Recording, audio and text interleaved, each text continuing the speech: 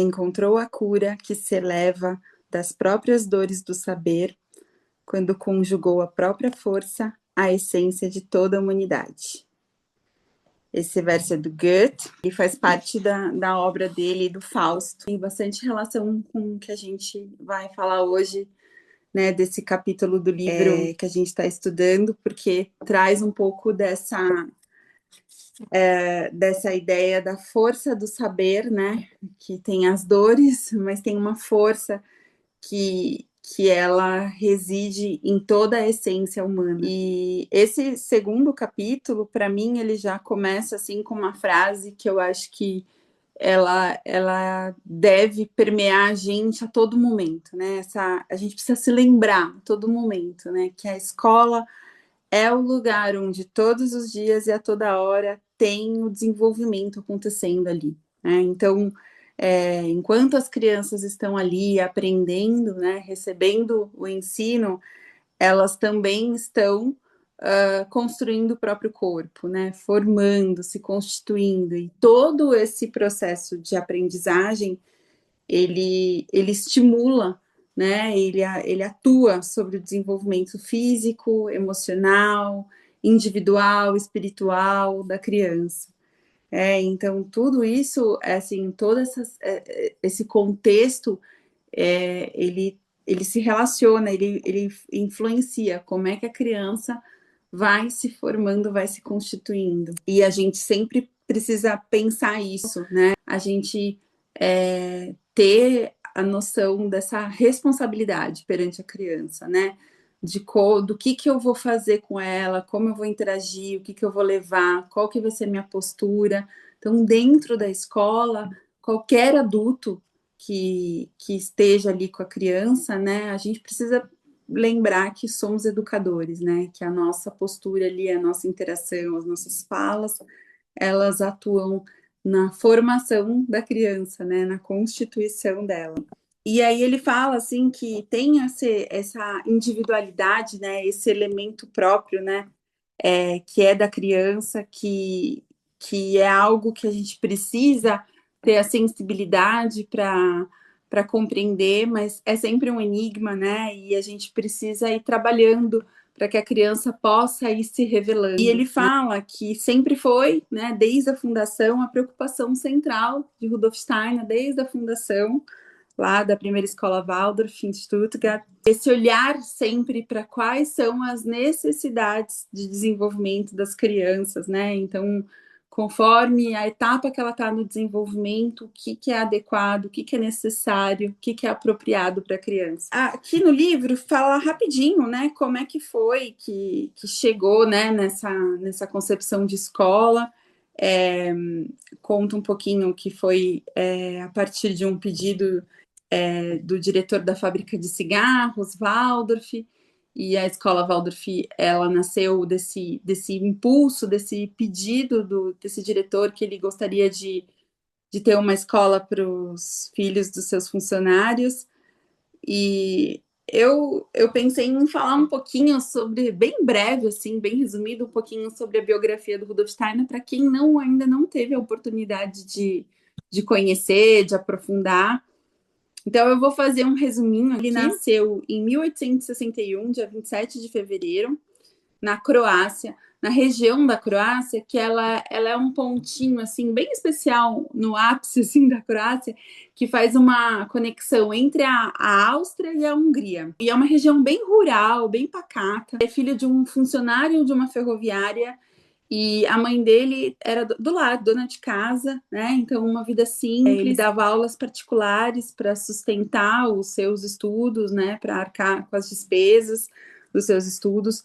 Então, desde muito novo, ele já estava ali palestrando, dando aulas. Ele chegou a dar aula para uma criança que tinha hidrocefalia. E a família já tinha recebido, assim, orientações dos médicos de que a criança não ia conseguir frequentar a escola, que ela não ia conseguir se desenvolver.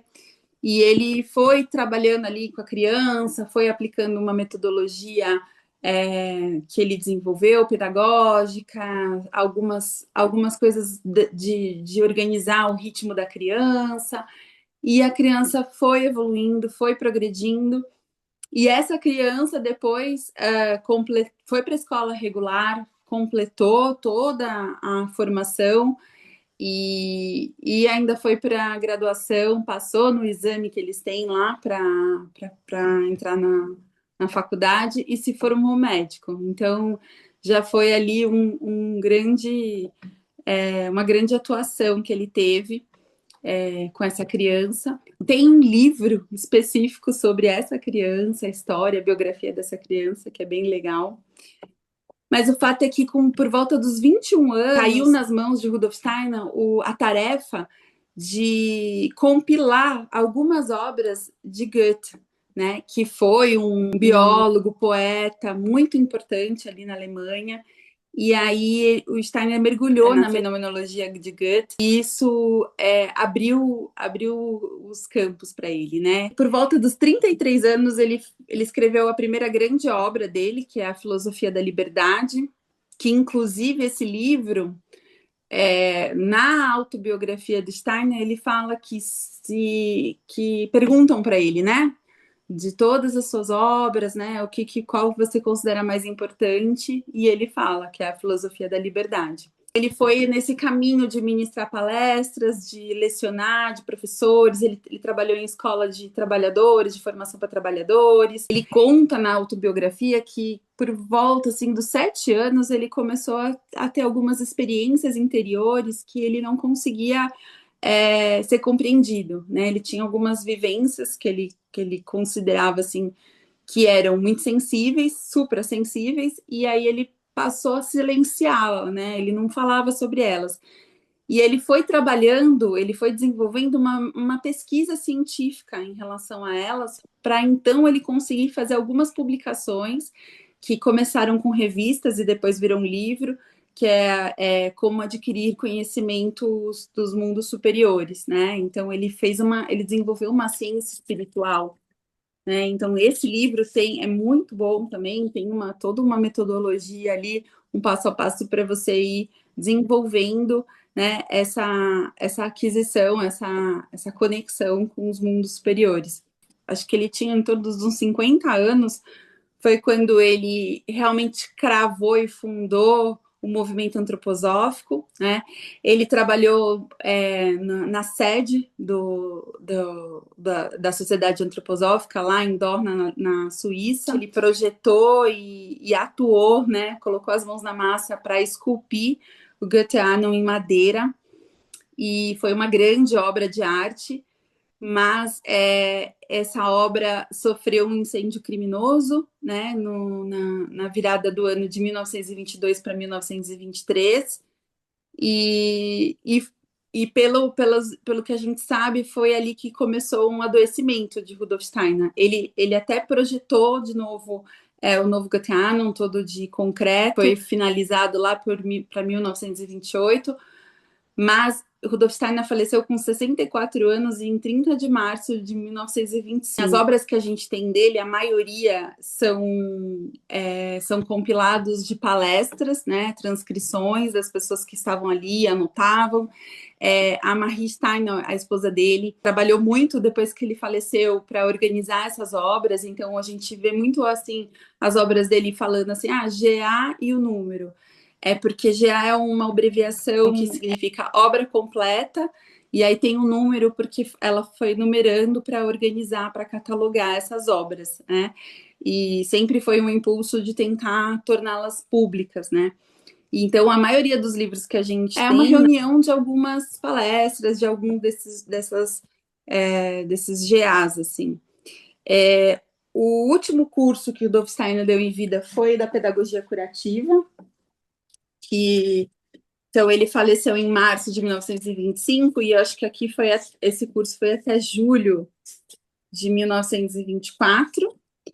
E o último livro que ele escreveu foi esse Elementos Fundamentais para uma Ampliação da Arte de Curar, que ele escreveu com a Ita Wegman, que foi a médica que conduziu com eles o trabalho da medicina antroposófica, e ele revisou os manuscritos, esse livro, antes dele ser publicado, 3 dias antes dele falecer, né? Ele estava dando uma olhada, e a Ita Wegman conta que ele estava muito feliz, assim, muito animado com a publicação desse livro. A primeira escola da Waldorf foi fundada em 1919, pós Primeira Guerra, um clima super tenso, né, assim, super delicado na Alemanha, canhões de guerra pela cidade, né, uma iminência de uma guerra civil, algo muito instável, todo mundo com bastante medo, e ele estava trabalhando em palestras para falar sobre a trimembração social, né? E aí, nesse contexto de uma palestra, foi uma palestra no depósito da fábrica de cigarro Waldorf, o diretor e a esposa dele, né, procuraram o Rudolf Steiner para eles pensarem numa escola para esses filhos dos funcionários, né? E aí ele fala, né, aqui no livro traz o enfoque que Steiner deu logo de cara, né, que tem que ser uma educação que não se baseia no egoísmo, né? Então, que vai compondo com a trimembração social, né, que ele estava desenvolvendo essa ideia na época, assim, né, dessa vida cultural e espiritual guiada pela liberdade, essa vida jurídica e política orientada pela igualdade e a vida econômica sustentada pela fraternidade. No capítulo passado, a gente falou um pouco sobre essa questão da procura pelo desempenho, pelas notas do PISA, né, que é aquele sistema de avaliação, né, essa coisa do ego, do quanto que as pessoas projetam os seus ideais nos filhos. E aí, aqui a doutora Micaela já traz como isso. Que a educação pode promover saúde, como que a gente pode se voltar realmente para as necessidades de desenvolvimento das crianças e não para as nossas expectativas, para as nossas experiências, para os nossos ideais, né? Como o nosso corpo funciona, né? Como que é o nosso corpo em equilíbrio, nosso corpo, nossos órgãos mesmo, né? Que cada órgão do organismo, ele precisa desempenhar uma função que corresponde a ele, né? Então, ele entrega para o organismo e recebe do organismo aquilo que te cabe. Como cada parte compõe o todo para existir aquele equilíbrio dinâmico, aquele equilíbrio de saúde, né? Que a gente o tempo todo está vivenciando aquela alternância entre adoecer e curar, né? Então, sempre através dessa promoção de saúde, né? E assim, então é sempre essa troca de não somente um ser vivo tomar aquilo do ambiente que ele precisa, mas também ele consegue entregar para o ambiente, para o outro, aquilo que o outro precisa para vitalizar, para florescer. Que isso se contrapõe aos processos patológicos, que é quando uma coisa se isola, né, do todo, né, se ela vai para uma polaridade, se desintegra, né, se isola do contexto.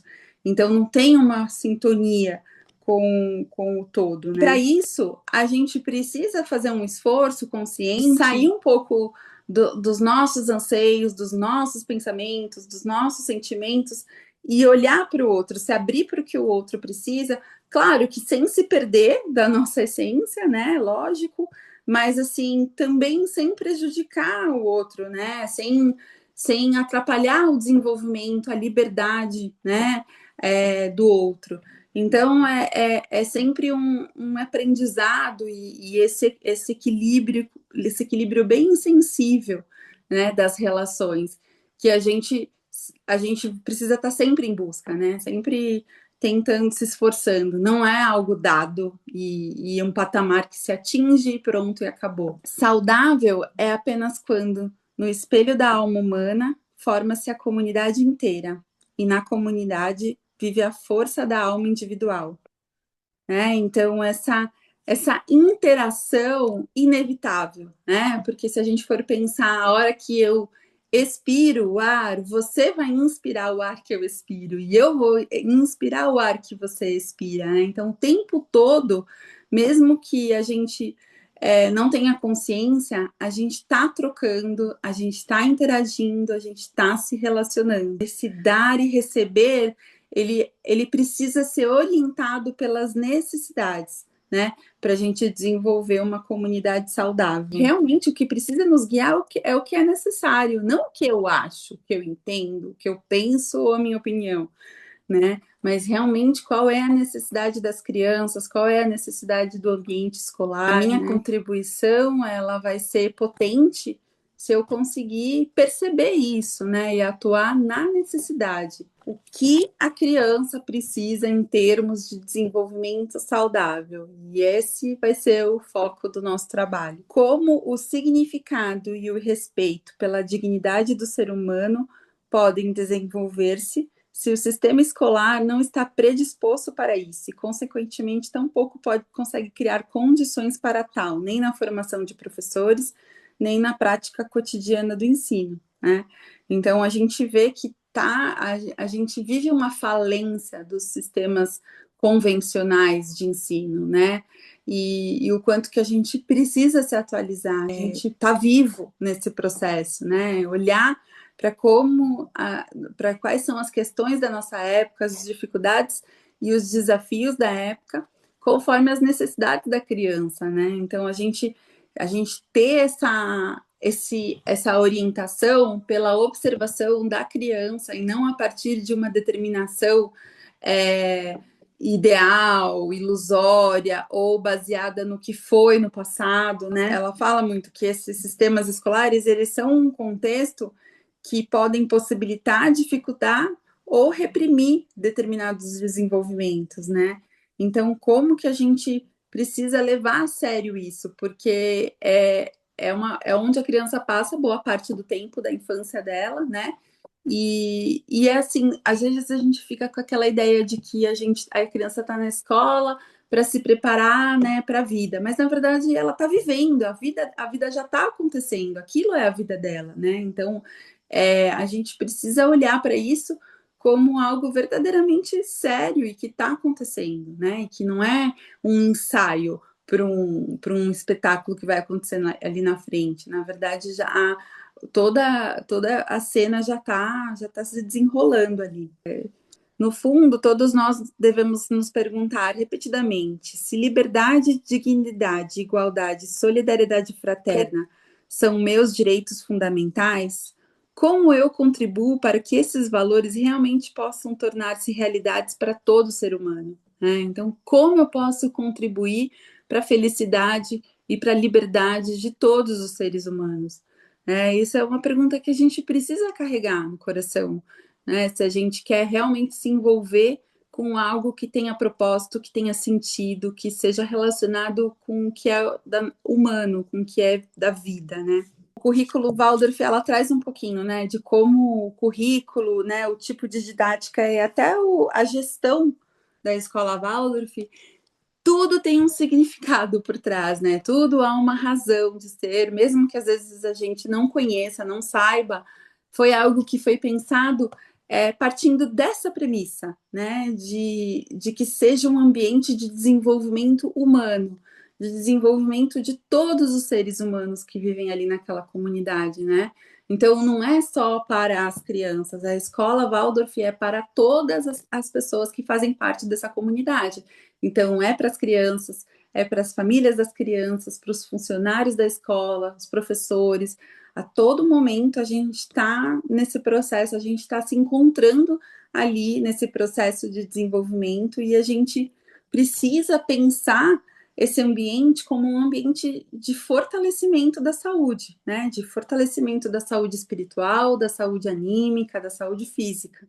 Depois ela fala um pouco, né, do porquê que a escola pode fazer adoecer, né, e a gente nem precisaria saber ler, a gente sabe que isso é muito possível, isso é muito frequente, né, tanto crianças adoecendo quanto professores adoecendo nesse ambiente escolar, então ele pode sim ser bem prejudicial. Por isso que a escola Waldorf também tem esse cuidado, esse olhar para uma abertura para profissionais da área da saúde, para profissionais da área da educação, né, para comporem esse apoio para o professor, porque o professor ele está ali, né, no cuidado com o aluno, mas ele está num coletivo, né, nem sempre ele consegue aprofundar, né, esse olhar, e esse apoio ao que uma criança determinada precisa. Então, todo essa, esse conjunto de profissionais que podem estar na escola Waldorf, né, inclusive o médico, pensando nisso, que sem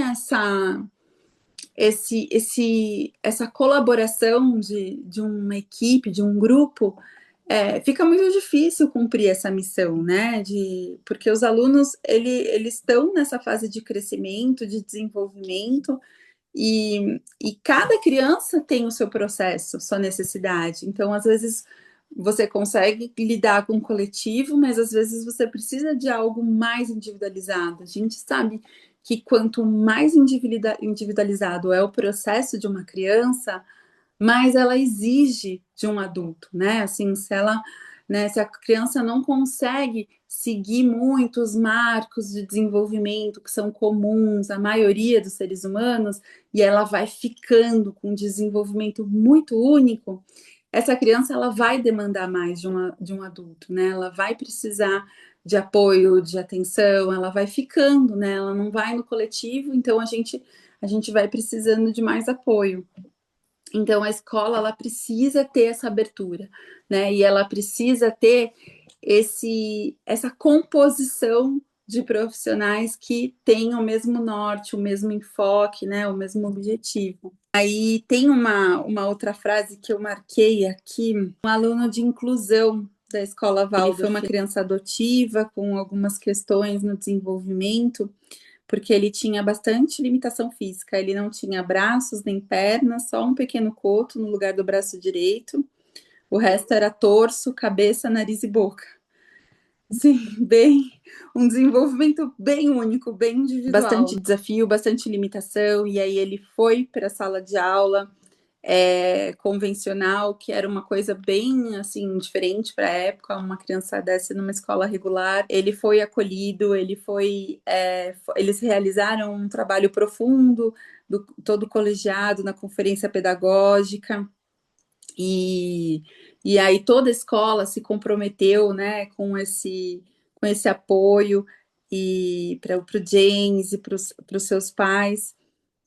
E aí ele concluiu toda a etapa escolar. Hoje ele escreve livros, dirige seu carro de forma autônoma, tem viajado internacionalmente. E aí ele fala assim, né, na biografia dele, achei muito lindo. Não são membros faltantes, e sim coragem faltante que define qual vida nós vivemos, né? Então, como a coragem, né, de agir com o coração mesmo, de colocar a ação, o amor na ação, né, de trazer para a realidade, fisificar, de colocar no mundo, como isso transforma, né? Então, como o ser humano, ele sempre pode transformar a sua realidade a partir das escolhas que ele faz, das ações que ele toma, da postura. E aqui ela coloca, né? Sem coragem e iniciativa, nada acontece, né? Mas como se aprende isso, né? E quando a gente está numa escola Waldorf, a gente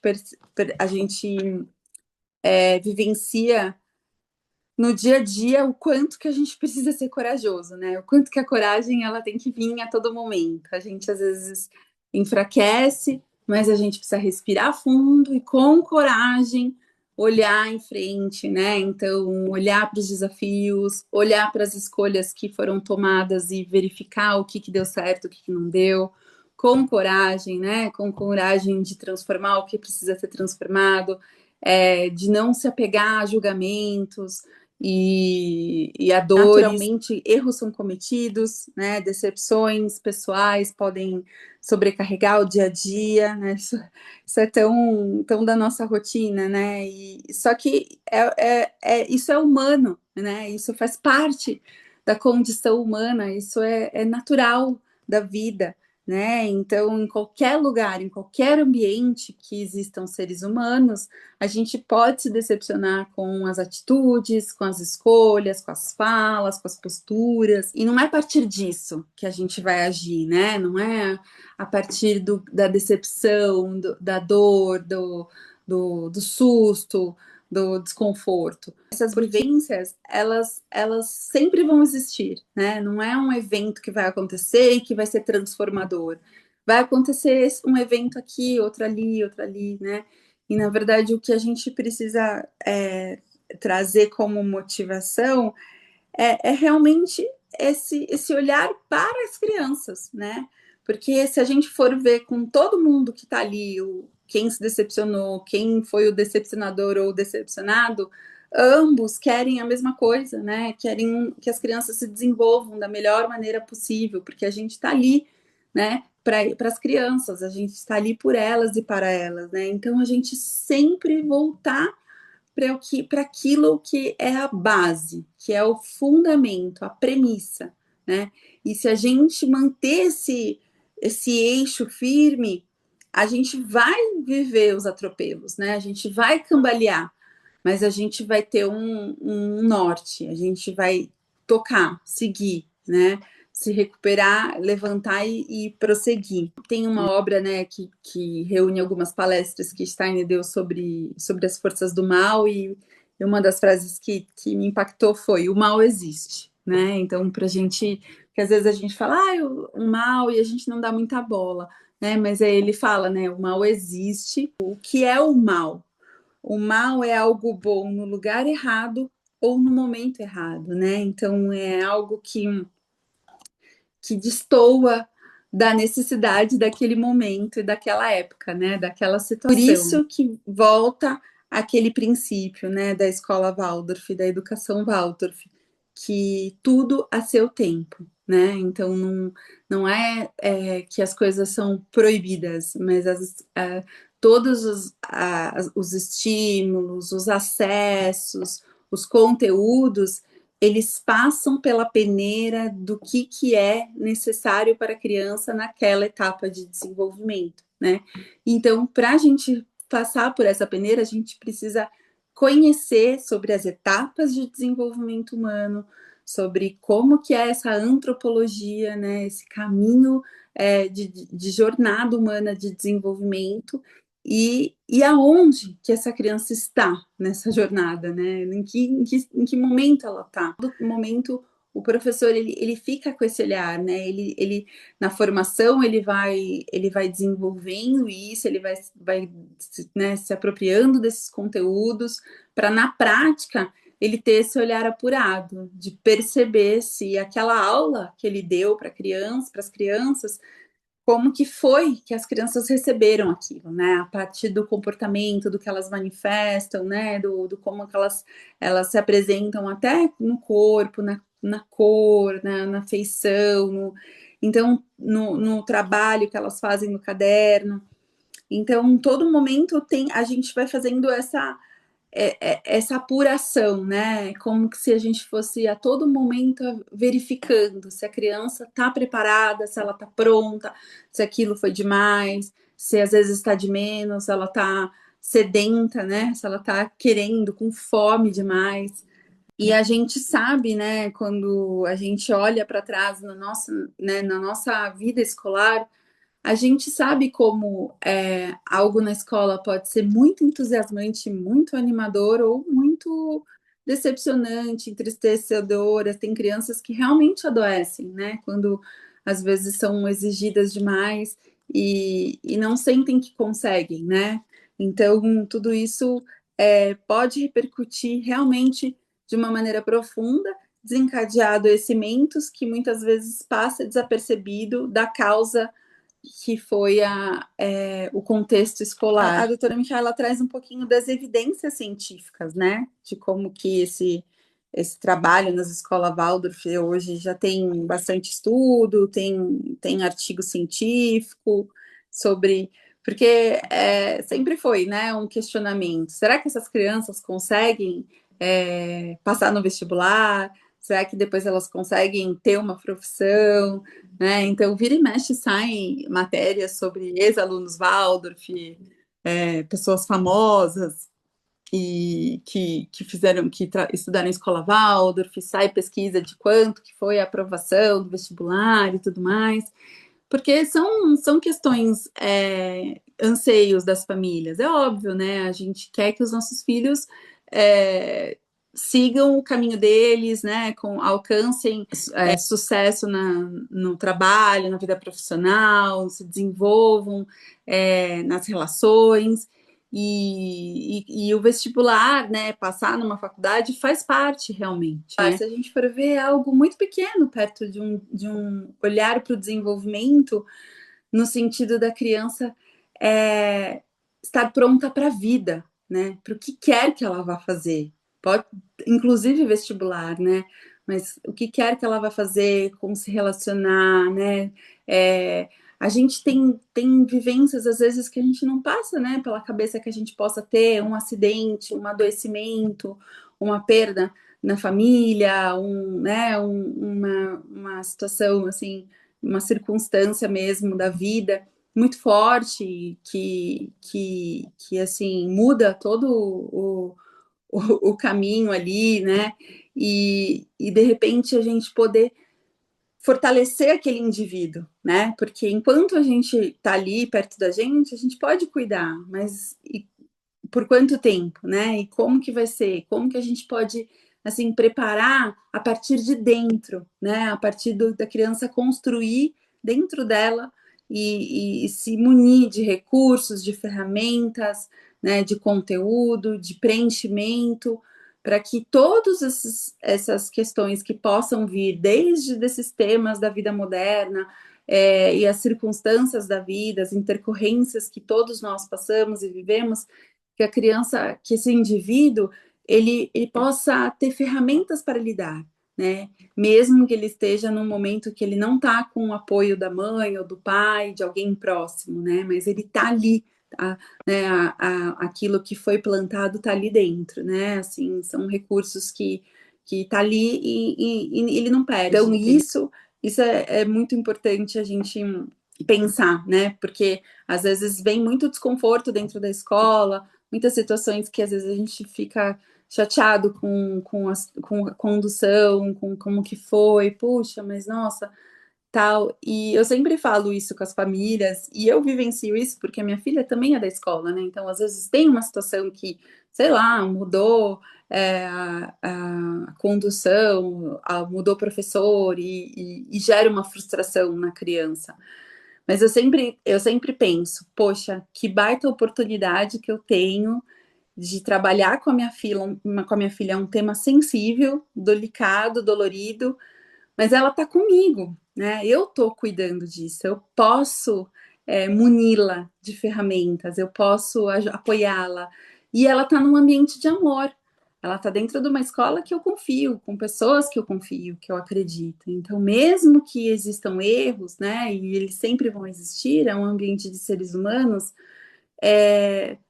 Seres humanos não são perfeitos, mas as intenções elas são boas, as intenções são perfeitas, eu tenho certeza, né? O coração, o amor, a bondade estão ali. Então, olhar para esses problemas como realmente oportunidades, né?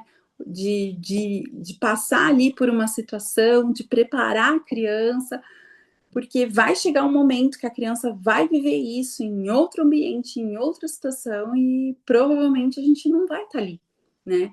Mas os recursos que a gente ajudou a construir ali, a ela se apropriar, isso sim é dela, né? Ela carrega pela vida. Dani tá com a mão levantada, Dani, pode falar. Tem bastante desse capítulo, porque assim, ele falou assim, dos primórdios aí da escola Waldorf. E, e aí, assim, eu parei para pensar um pouco no cenário que o Rudolf Steiner, assim, ele estava enfrentando naquela época, né? Porque aquilo, saindo da Primeira Guerra, né? Então, um indivíduo, uma comunidade atacando a outra, então, assim, tanto de mazelas que existiam, né? E de doenças que também acometeram não só, né, ali o corpo físico, mas também ali a parte mental, espiritual. E o quanto ele viu nisso uma oportunidade, assim, uma oportunidade de o que eu posso fazer a partir de agora para que isso não aconteça, né? Então, é um trabalho de formiga, formiguinha, mas é um trabalho enorme hoje, em 2026, né? E, e ele olhou assim, ele não deixou de olhar assim e falar assim, vamos só focar na comunidade. Não, ele falou que o indivíduo a gente tem que se fortalecer, mas a gente não tem que se fortalecer só em benefício próprio, né? A gente tem que buscar ferramentas em nós mesmos, mas para fortalecer também a comunidade, né? E com coragem, com perseverança, né? Então, eu achei muito interessante, assim, porque esse capítulo me despertou, assim, por exemplo, assim, a questão dos professores, né? Então, assim, os professores, a gente, né, eles são muito importantes na escola, eles são, assim, tudo, além das nossas crianças, né? E, e é um convite para nós pais, né, também pensarmos, assim, tentarmos pensar como eles também, sabe?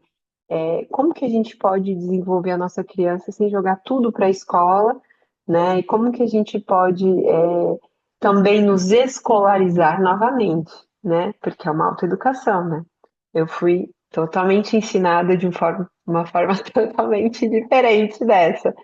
E eu, para mim, é um desafio, assim, diário, assim, porque é, tem horas que eu quero reproduzir do jeito que eu aprendi e que não vai dar em nada, né? Eu tenho que desenvolver de verdade, eu tenho que trazer aquela pessoa para perto, eu tenho que mostrar para minha filha que tudo bem ter diferenças e que ela pode se aproveitar disso e ela, né, se fortalecer também, ela também conhecer um outro mundo, né?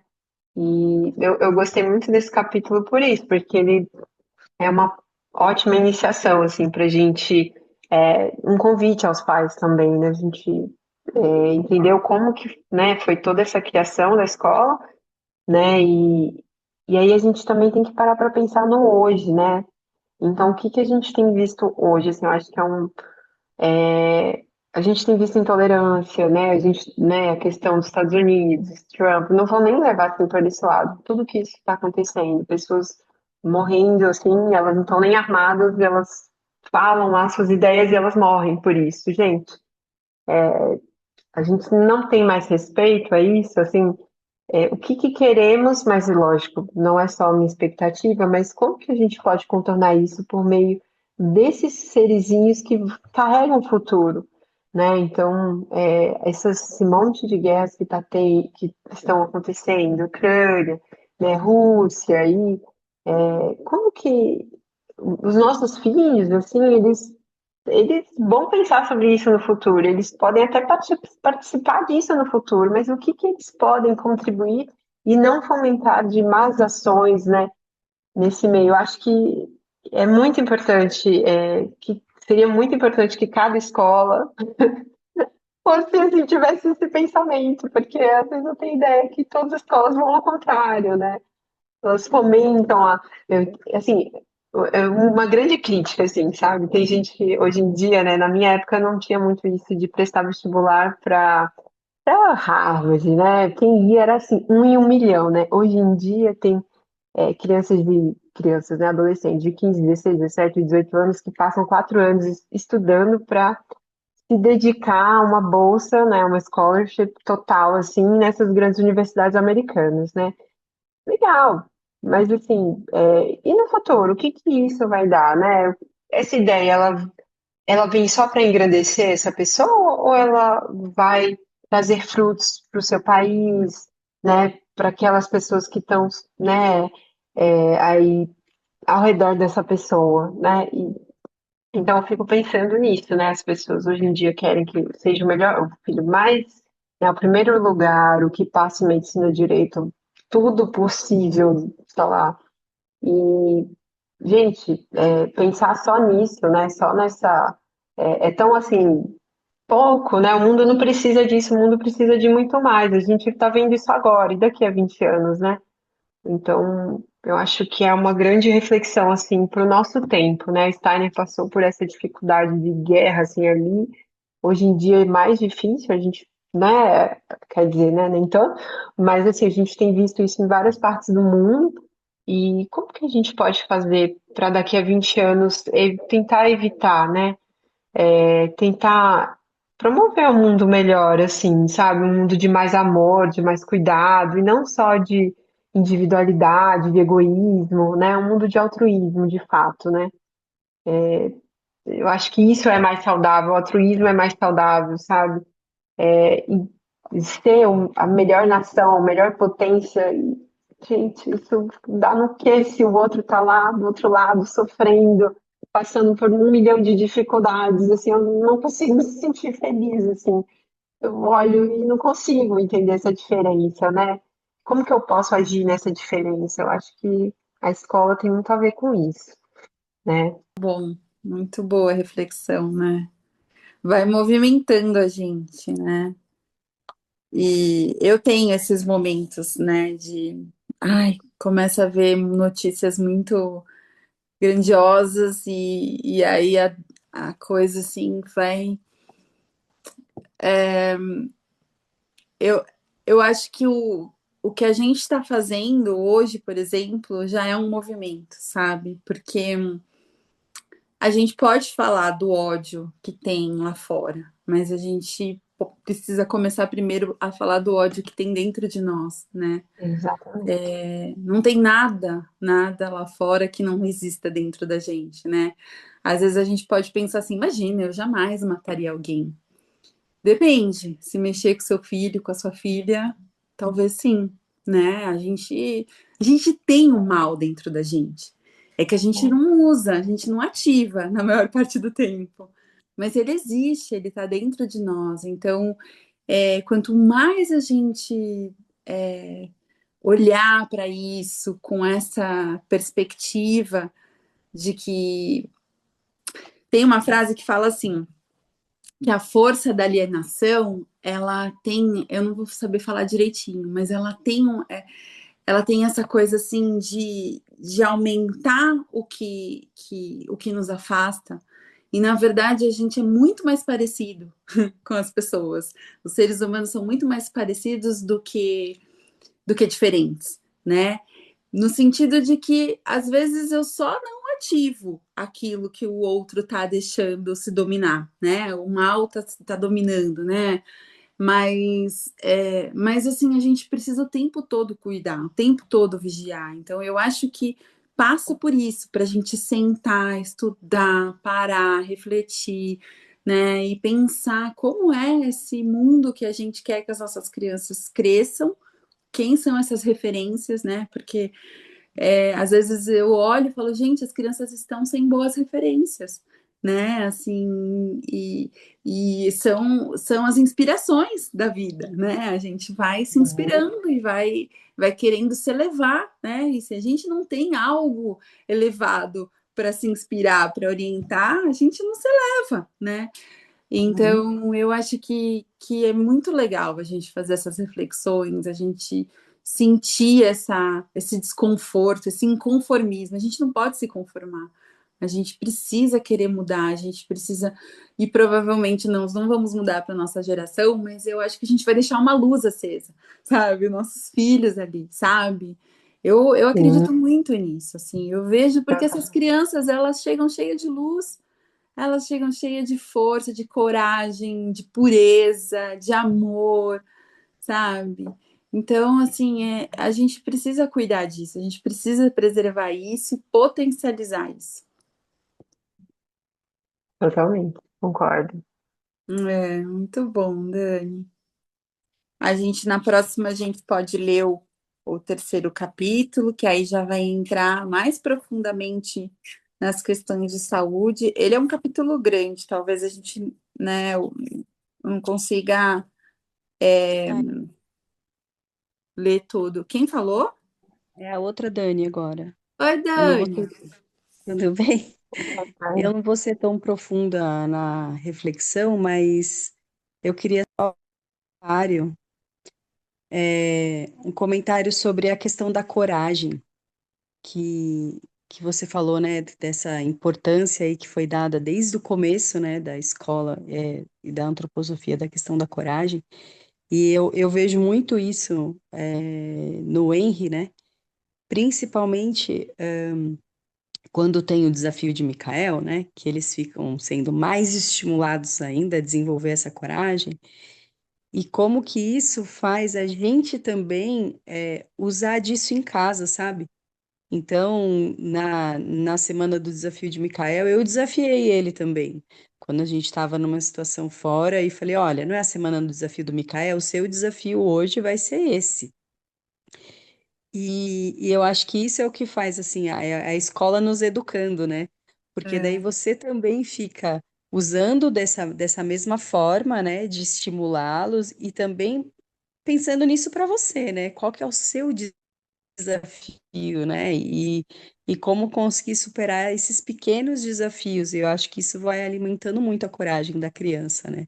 E ele conseguiu executar o desafio e ele ficou muito orgulhoso dele mesmo, né? Dele ter conseguido fazer.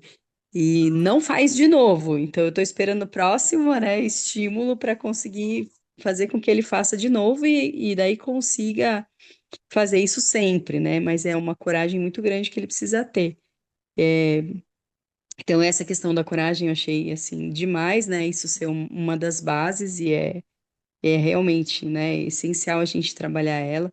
E a outra base que eu acho muito, assim, que me encanta muito é a questão da colaboração, né? É a questão da gente perceber que a gente está muito conectado um ao outro e que só se todo mundo estiver indo bem que tá tudo bem, né? E, e isso eu acho que é o mais difícil da gente conseguir se reeducar. Eu estava conversando isso em casa outro dia, porque a gente foi criado no mundo da competição. Então, os estímulos são sempre competitivos. É quem vai tomar banho primeiro? Quem vai fazer não sei o que primeiro? E blá, blá, blá, né? E a gente tenta trabalhar isso em casa, né? E a gente sabe que na escola isso não tem. E mesmo assim, os meninos chegam com alguma coisa disso, sabe? De, não, porque eu vou pular mais alto. Porque eu vou pular mais vezes. Porque eu não sei o quê. E, e eu acho que essa competição leva muito à individualidade, né?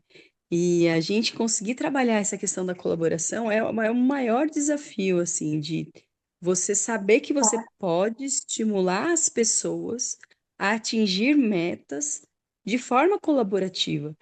Ela não precisa que o outro perca para ela ganhar. Todos podem ganhar, né? Então, outro dia Todos podem chegar, né, Dani? Tipo isso. eu comprei um jogo colaborativo outro dia, desses de tabuleiro, né? Porque você fala assim, todos esses jogos de infância que você lembra são competitivos, né? É. Quando tá, ai, quando fala com a tem duas gente, pessoas a gente que adora. falam muito, começam a falar, a coisa não anda, né? Mas se eu pudesse só deixar também uma sugestão de leitura e um caminho, porque esse livro ele tem muitas chaves, né? É, É um livro de uma leitura mais aberta, que ele vai convidando aos entendimentos, né? Então tem um livro do Steiner, bem pequenininho, gente, não dá 30 páginas, um livretinho, que chama Carências da Alma do Nosso Tempo, né? uhum, Que é um prenúncio, assim, um prólogo de como educar para a alma da consciência, porque a grande questão que o Steiner pensa para a nossa humanidade, para a nossa contemporaneidade, aí os dois depoimentos que foram muito fortes, né? Tanto o das duas Danes, né? Que uma vai indagou as mazelas do mundo tão prementes e tão fortes, e uma trouxe o exemplo, porque é justamente o que o Steiner propõe, né? Essa, essa arimanização do mundo é o momento dessa força arimânica. Depois a gente também pode conversar um pouco sobre o que o Steiner vai dar de significado para isso, porque ajuda também a entender, mas a escola Waldorf ela foi criada nesse contexto, porque o Steiner já tinha averiguado o que aconteceria com algumas coisas. Nessas leituras pequenininhas, o Steiner vai pontuando o que vai acontecendo, sabe? Como se fosse um, um visualizador do futuro, assim. Então, no livro O Anjo, Nosso Corpo Astral, também ele dá várias dicas de umas coisas que iam acontecendo que já estão acontecendo, né?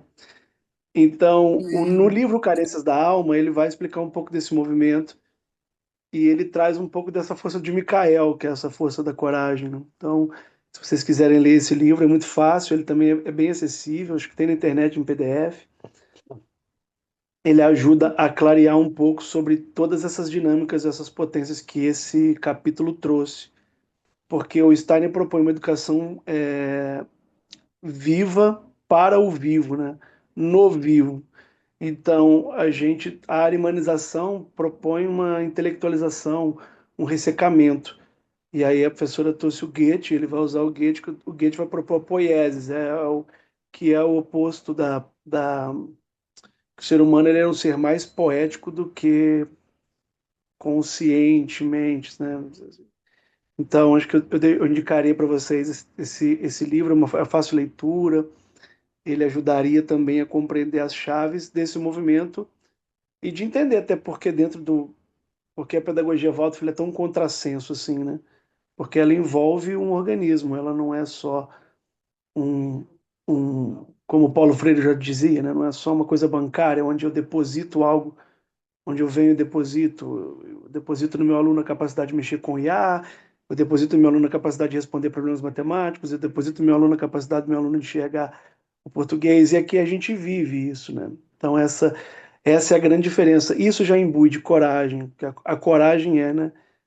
Em pleno mundo que oferece muitas coisas, escolher uma escola como essa já é um ato de coragem, já é um movimento, já é um indicativo de que alguém quer algo que não agrada, né? Então essa produção subjetiva que a pedagogia Waldorf propõe, que esse livro aí propôs também, é isso, né? É tudo isso, é vivo, né? Tem horas que é sol e tem horas que é caixote no mar. Então a gente vai se levantando, mas depois que aprende a nadar fica fácil, né? Então, acho que era isso que eu queria contribuir um pouco. Na próxima eu vou falando mais, mas essa sugestão de leitura acho que vai ser boa para ajudar a gente, viu? Esse livrinho que o professor Felipe falou é esse aqui, ó. Eu já li ele, é bem legal mesmo. Assim, é difícil às vezes ler Stein assim sozinho. Então, de repente, se alguém quiser ler e trazer e a gente ir discutindo, mesmo no grupo, sabe? Vamos embora. Eu acho que vale a pena a gente, assim, a gente usar nosso espaço de estudos para realmente estudar. Então, assim, se alguém sentir o chamado, quiser ler, trazer, discutir, a gente abre esse pacote, assim, né? Esse aprofundamento, é isso, né? Esse livro é bem legal mesmo. E, e eu acho que Aristóteles falava, né, que a coragem é a principal das virtudes, né? Assim, que a virtude da coragem a gente não consegue desenvolver as outras virtudes. E realmente, assim, eu acho que a coragem ela tem que nos habitar. E a coragem, assim, coragem da gente lidar com a gente mesmo, sabe? Com as nossas dificuldades, com as nossas fraquezas, com os nossos sentimentos que são às vezes muito feios, de inveja, de raiva, de fúria, de vontade de ultrapassar, de vontade de competir, né? Às vezes a gente vivencia isso e, e a gente reprime. A gente não tem coragem de olhar. Então a gente precisa ter coragem de olhar, a gente precisa ter coragem de entender da onde que está vindo isso, né? Porque geralmente são sintomas de algo que está ali escuro, que eu não tenho consciência e que eu acabo depositando do outro, então, né, assim, a minha fúria é por conta do que está acontecendo lá fora, mas na verdade a fúria é minha, né? O que está acontecendo lá fora está acontecendo lá fora. O significado que eu dou, a atitude que eu tomo, né? O sentimento que eu atrelo ao fato é meu, né? Então é essa coragem começar pela gente, assim, nesse processo de autoeducação é muito importante. E eu acho que vamos seguir, vamos em frente, vamos ter sempre esse momento, esse espaço nosso, usar o grupo para a gente fomentar esses estudos, porque o conhecimento, ele possibilita o reconhecimento, né? Então, quando a gente se apropria do conteúdo, a gente consegue identificar melhor o que está acontecendo, e aí a gente já tem meio caminho andado, que aí a gente já começa a acender a luz e apagar e dar uma dissipada nas sombras, né? Então é isso aí, gente. Muito bom. Se alguém tiver mais alguma contribuição. Então é isso, pessoal. Passamos no nosso horário, mas a conversa foi muito boa. Depois eu vou mandar o versinho lá no nosso grupo. E seguimos, né? Então, boa noite, bom Tchau, boa descanso. noite.